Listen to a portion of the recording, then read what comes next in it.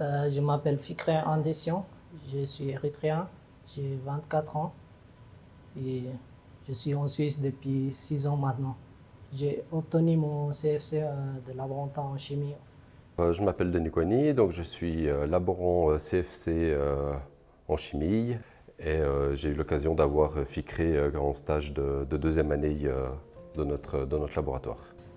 En fait, avec mon ami, on avait décidé de quitter l'Érythrée vu on approchait l'âge adulte. En Érythrée, si à 18 ans on y est, on est obligé de passer par l'armée, donc si on doit partir, on doit partir comme adolescent. Quand j'ai quitté l'Érythrée, on est arrivé au Soudan. Je suis resté un mois. Je n'avais pas de papier, je devais chaque fois me cacher de la police. Il y avait des terroristes qui tuaient les chrétiens. J'avais un moment où je voulais vraiment abandonner.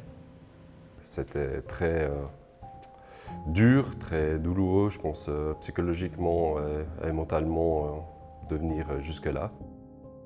Après 2 mois en Libye, j'ai traversé la Méditerranée.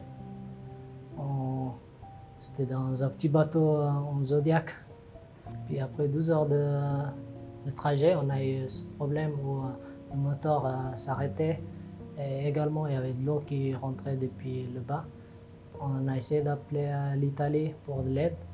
Et ça leur prenait pour venir nous chercher jusqu'à 6 heures. Et puis 6 heures, je pense qu'on n'aurait pas pu rester. Par hasard, on avait un bateau militaire allemand qui passait. Puis on a eu la chance d'être sauvés et on est arrivé en Italie. Voilà, il a la chance avec lui, il a peut-être une auréole sur qui le suit et qui l'accompagne. J'ai tout de suite pensé que j'allais venir en Suisse. J'ai demandé l'asile et puis après un mois, j'étais transféré à Lausanne. J'étais placé dans un abri PC. On avait très peu d'occupation. J'allais surtout à la Riponne. Il y avait le musée. Puis j'avais accès au Wi-Fi et puis comme j'avais pas d'argent, j'avais juste 100 francs par mois, donc c'était pas assez. J'avais acheté un téléphone et puis j'ai regardé beaucoup de séries. J'essaye d'apprendre la langue française par ma propre moyenne. Alors il est arrivé, il parlait pas français, donc il a appris de lui-même le français, il a travaillé là-dessus. J'ai essayé de quitter l'abri PC. J'ai demandé à mon assistant social s'il pouvait m'aider pour mettre dans une famille d'accueil. Ben, il est curieux sur tout, il est curieux sur la culture suisse, il est curieux sur ce qu'il est en train de faire. Toujours vouloir apprendre, à aller de l'avant sur des choix, des possibilités qui lui en sont offertes. Et elles ne sont pas simplement offertes, c'est qu'il profite, il les prend, quoi. J'ai rencontré quelqu'un qui avait une chambre à la maison. Puis j'étais vraiment content de quitter l'abri PC et surtout après ça, je me suis beaucoup concentré sur les études.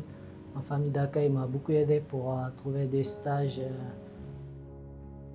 Il a ensuite postulé justement qu'il voulait faire un apprentissage de labo en chimie. Je voulais absolument aller chez Nestlé parce que c'était une des premières entreprises que je connaissais déjà en Érythrée. Parce que là-bas, j'étais à la campagne, je connaissais très peu le monde extérieur. Puis on avait du lait en poudre et puis là, c'était le produit Nestlé. C'était vraiment une belle personne qui apportait du positif là où il va. Pour moi, c'est aussi c'est ma vie et puis j'ai vécu des choses comme ça et ça m'aide à me construire et puis à aller de l'avant. Je crois que c'est juste quelque chose d'énorme et qu'on ne peut même pas imaginer, surtout en ayant vécu en Suisse, né en Suisse et tous les avantages qu'on peut avoir ici.